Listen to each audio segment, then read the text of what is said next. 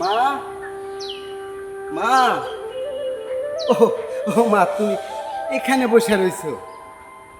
হায় রে আমার অবুঝ মা রে, আজ পর্যন্ত অবুঝ থাকলো। ও ঘামে গেছি, তুমি জানো না? তোমার পোলাপান সেই মাঠে গেছে সকালবেলা ধান কাটতে।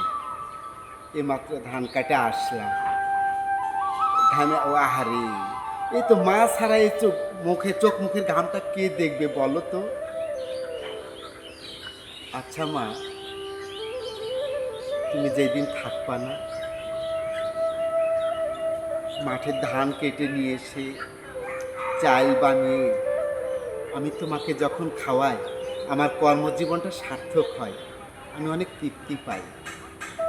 আর তুমি যেভাবে আমাকে জিজ্ঞাসা করো, বাবা তুমি ঘেমে গেছো এত রোদে, কিভাবে কাজ করলা, এই সেই, জানো মা, তোমার এই বলা কথার আনন্দে আমি মাঠে কাজ করি। তুমি যখন থাকবা না তখন এইভাবে কেউ জিজ্ঞাসা করবে না।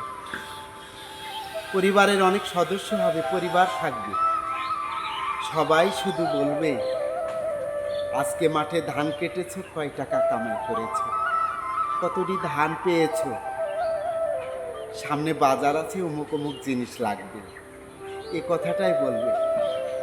তুমি মা আছো, আমার এই যে ঘামা শরীর দেখতেছো, পেটের ক্ষুধা দেখতেছো, মা তুমি আছো বলে এটা দেখছো। আসলে এভাবে মায়ের মতো করে কেউ দেখবে না গো। আচ্ছা মা, ঠিক আছে, আমার শরীরটা ঘেমে আসছে, আমি এটা রাখি, এই যে এটা ধরো মা, আমি এটা রাইখা আসা, আমি আচ্ছা গা গোসল করি, গা গোসল করে আসি। তুমি একটু তাড়াতাড়ি এক গ্লাস শরবত দিও তো মা, গুড়ের শরবত দিও, রোদ্রে কাজ করছি, তারপরে একটু রেস্ট নিব, তখন তুমি আমাকে ভাত দিবা। ঠিক আছে মা, আমি চলে যাই।